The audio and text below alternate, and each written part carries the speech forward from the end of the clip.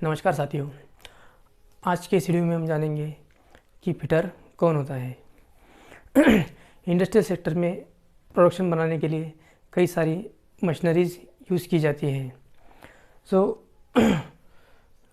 मान लीजिए कोई एफएमसीजी सेक्टर है जहाँ पे होम पर्सनल केयर रिलेटेड से प्रोडक्शन बनाया जाता है। वो प्रोडक्ट बनाने के लिए तरह तरह के अलग अलग टाइप्स के मशीन्स होते हैं, अलग अलग तरह के इक्विपमेंट्स होते हैं। किसी भी सेक्टर में कोई भी प्रोडक्शन बनाने के जो मशीनरी जो इक्विपमेंट्स यूज़ की जाते हैं, उस इक्विपमेंट्स को उस मशीन्स के पार्ट्स को असेंबल करना, मशीन का इंस्टॉलेशन करना और उस मशीन्स का मेंटेनेंस करना, ये जो काम करने वाला व्यक्ति होता है उसको फिटर कहा जाता है।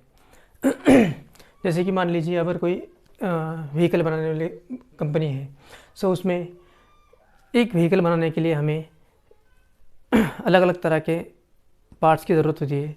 जैसे कि चेसिस है, इंजन है, गियर बॉक्स है, एक्सल है, स्टीयरिंग है, टायर है, बॉडी है, डोर्स है, क्लचेस है, कपलिंग्स है। ये सारे जो पार्ट्स होते हैं इनको बनाने के लिए कई सारा लंबा प्रोसेस होता है। उसमें कई सारे ऑपरेशंस करने होते हैं। जैसे कि मान लीजिए अगर कोई चेसिस है तो इसकी चेसिस बनाना है, तो चेसिस को यानी कि एक ढांचा होता है। उसे बनाने के लिए हमें उसको फोल्डिंग करना होता है। उसके ऊपर हमें पार्ट्स असेंबल करने के लिए हमें उसके ऊपर थ्रेडिंग करनी होती है, उसके ऊपर ड्रिलिंग करनी होती है। ये जो सारे काम होते हैं ये एक फिटर करता है।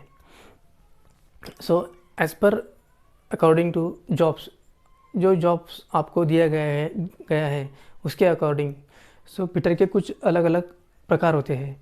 जैसे कि जनरल फिटर यानी कि जिसे बेंच फिटर भी कहा जाता है, जो कि जनरल वर्क करता है। उसके बाद में fabrication fitter, assembly fitter, pipe fitter, die fitter, maintenance fitter, electric fitter, mine fitter, turbine fitter, engine fitter और टूल रूम फिटर, ये कुछ फिटर के टाइप्स हैं। जो आईटीआई में जब हम फिटर ट्रेड में एडमिशन कराते हैं, वो जो उसमें जो ट्रेनिंग होती है वो जनरल फिटर की होती है। जनरल फिटर यानी कि एक ऐसा फिटर जो कि अपना काम होता है वो मैक्सिमम काम जो होता है वो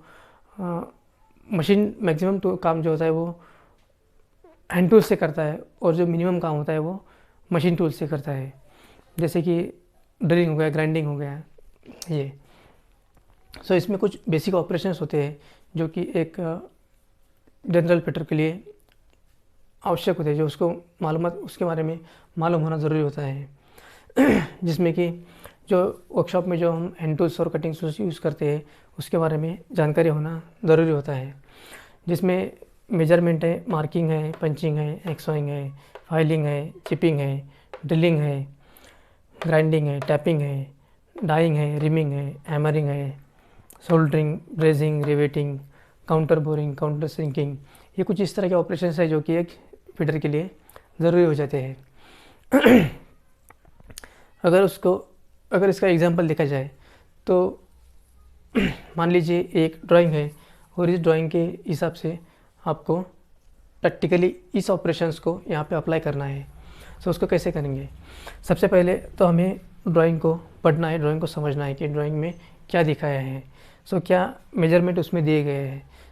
इस मेजरमेंट के हिसाब से हमें जॉब को सिलेक्ट करना है। उसमें मेजरमेंट का ऑपरेशन हमारा आ गया। उसके बाद में हमने एज पर ड्राइंग उसके ऊपर मार्किंग करनी होती है। जो हमें ड्राइंग में बताया गया है उस हिसाब से हमारा मार्किंग हो गया है। अभी जो मार्किंग की हुई होती है उस मार्किंग को हमें फिक्स करने के लिए, पक्का करने के लिए उसको ऊपर पंच से पंचिंग करनी होती है। उसमें हमारा पंचिंग आ गया है। उसके बाद में जो हमारा ज़्यादा मटेरियल होता है तो उसके निकालने के लिए हम या तो एक्सॉइंग कर सकते हैं अगर ज़्यादा होगा मटेरियल होगा तो, और अगर कम मटेरियल को निकालना है तो हम वहाँ पे फाइलिंग करेंगे। उसके बाद में अगर ये जो एक्स्ट्रा मटेरियल है बीच सेंटर वाला, होल वाला, उसको हमें निकालना है तो उसके लिए हमें एक तो हम यहाँ पे पहले ड्रिलिंग करेंगे और उसके बाद में जो बचा हुआ मटेरियल है उसको यहाँ से चिपिंग यानी कि चीज़ल और हैमर से कट करके ये जो एक्स्ट्रा वाला मटेरियल है उसको हम निकाल लेंगे। उसमें चिपिंग आ गया। यहाँ पे जो बताया गया है कि एक होल है और होल के ऊपर ये एक सिंबल है। ये जो सिंबल है ये टैपिंग का होता है, यानी कि इंटरनल थ्रेडिंग हमें वहाँ पे करनी होती है। सो इसमें हम टैप के ज़रिए हम उसके ऊपर थ्रेडिंग करेंगे। सो इसमें हमारा टैपिंग भी आ गया है।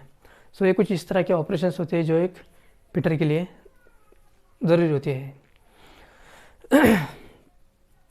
सो आज के वीडियो में हमने देखा कि फिटर क्या है, फिटर के टाइप्स क्या हैं, फिटर में क्या ऑपरेशंस क्या है और उसको हमें प्रैक्टिकली कैसे जॉब पे अप्लाई करना है।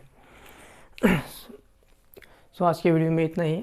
अगले वीडियो में हम जानेंगे कि वर्कशॉप में काम करते समय हमें कौन कौन सी चीज़ों को ध्यान में रखना है, कौन कौन से सेफ्टी प्रिकॉशंस हमें लेनी